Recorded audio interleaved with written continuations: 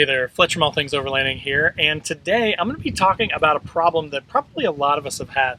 Whether you are a camper or an overlander or a van lifer, or you just like going to the beach and spending some time there maybe in the evening, and that is how to have a fire without causing a big mess or having to have a fire ring or being in a spot where maybe you can't have a fire, like in an expo, for example, like an overlanding expo, or if you're in a place with burn bans and you don't really have a way to have a fire because of those restrictions. So the solution to that, in my opinion, and I've tried out several of these fire pits, is the stainless steel Ignik Firecan. And in this video, I'm going to kind of walk you through that. I'm going to talk about sort of those problems and what kind of made me arrive at this conclusion. And then I'm going to walk you through the features and kind of what comes with this fire can. So if you want to learn more about the stainless steel Ignik Firecan, stay tuned. When I let you go, I just pull you closer. I can't understand where it came from, but you got it, my got it. It began in the land of the sandstorm. I fought it, though I wanted everything to do with what you gave to me. Loosening my grip. Alright guys, so as I mentioned in the intro, today I'm talking about the Ignik Firecan stainless steel. I did do another video where I talked about the Firecan Deluxe, which is also an awesome product, but the difference between that is it basically has two regulators, one on each end. One allows you to basically cook on it and use it like a grill, and it has a little grill that sets in the top there so that you could cook food on top of it. And then the other side, the other regulator, is meant for fire pit use, so you can, use it just as a normal sort of lava box, just as a normal sort of ammo can fire pit. Again, I like that fire pit quite a bit, but one, it's really, really heavy. Two, the grilling surface is small, right? Like it's an ammo can, so you're not grilling more than maybe 2 hamburgers on that thing at any given time. And 3, I've got a stove, I've got, in overlanding, we've got a lot of gear already, so I didn't really need a fire pit that was also a grill. So again, that's where the stainless steel Ignik Firecan comes in. And I know a lot of you are gonna say, hey Fletch, I can buy my own ammo can, right? And I can buy a kit, and I can build it myself. And yes, you can. And if you wanna do that, you totally can. But my understanding is you're still going to spend, I don't know, 40 to 80 bucks on that thing probably, at least. And it's not going to be as good. It's not going to be as well built. It's not actually designed and built by a company with an R&D budget, right? So again, if you would rather save a couple bucks and do it that way, nothing wrong with that. Totally okay with that. However, this thing, and I'm just telling you right now, and you're only watching me on a video, so unfortunately I can't convey to you how light this is, but with the stainless steel, I mean, this lid weighs almost nothing. It's so light. I mean, with my pinky finger, I can barely even feel it. It's so light.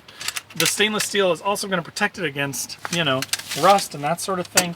So the fact that it's super, super light, super easy to use, and it comes with everything you need, to me makes it kind of a no-brainer as a backup fire pit in my drawers that I've always got with me, so that if there is a fire ban, if there is some reason why I can't open it, if it's pouring down rain and I want to be underneath of my awning, I can have a fire underneath of my awning with one of these fire pits where I couldn't burn an actual traditional wood fire. So that's kind of the problem that it solves for me, is having a portable, small footprint way to get a fire going if it is cold out and you want to kind of get warm a little bit, but you can't have a traditional fire. So now let's dive into kind of what comes with the stainless steel Ignik Firecan and why this is such a good fit for a lot of people, regardless of your use case. All right, so I already removed the lid. As I sort of showed you before, this thing is remarkably lightweight. Like, it is just so thin and so light that it's kind of surprising. Like, it actually kind of caught me off guard when I first opened it. But now inside of the box, you do get, like normal with all Ignik stuff I've ever had, really nice instructions that are extremely thorough, kind of show you exactly what to watch out for, warnings, how to use it, the different components and stuff, how they go together. And then, of course, their warranty.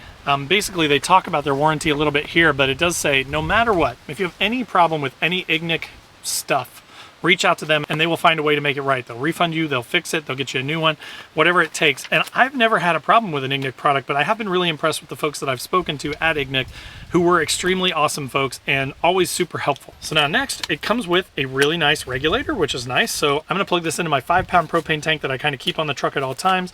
And then it's got a really nice quick release. This is similar to the Firecan Deluxe that I've already got, where you can basically just quick release it onto the regulator there on the end. So it has got a really nice little built-in cover with a retaining strap on it so that you don't lose it.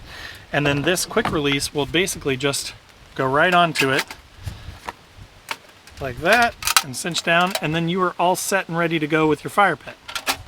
Now, another thing that I like about the stainless steel version of this over the deluxe version is that it's got a built-in flame control right on the box, which the other one didn't have. So to operate this, you do have to like push it in to keep it from accidentally being triggered, but then you can control it and it feels really good. Like it's a really high quality piece of equipment there. But so that is the control for it so that you can control the thing. Now, if you're like me, you're probably wondering, what the heck is this thing? So this thing was just sitting down in here, and I was kind of like, is this like a handle for this thing? This is actually a tank stand. So basically the way that this works is you set this out like this, okay? So you open it all the way up so that it is sitting flat like that. And then what you would do is, say that you had the Ignik portable gas growler, which I've had before and it's awesome. I have a permanently mounted 5-pound tank on my truck though now that I use. But if you had a loose tank and you needed a way to set it up, you set this stand up and then the surround of the tank actually sits down in this metal thing and it gives it a way to kind of level it and keep it steady. So you don't have to worry about your tank tipping over or anything like that. So it's a nice, thoughtful little thing just to kind of give you something else to make it easier to use the unit, which I like. So another thing that I really like about this that is actually identical to the Firecan Deluxe is these folding legs. These things are sweet. They have a really nice heft to them. They kind of click into place on the bottom, but they're really easy to operate and use.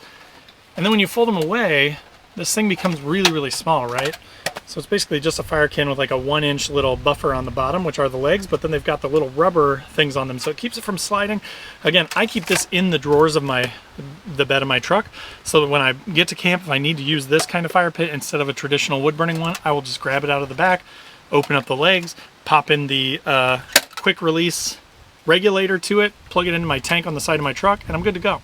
So the stainless steel one for me makes a ton of sense, and I really like the form factor. I like the fact that it's smaller. I like the built-in regulator on the side of it, so you can control the flame without having to go back to your propane tank, which is just a nice add-on.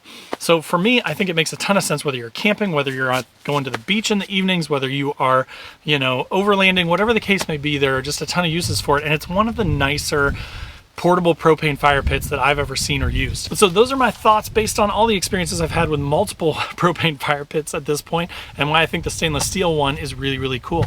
So I hope that was helpful for you. If it was, click that like button.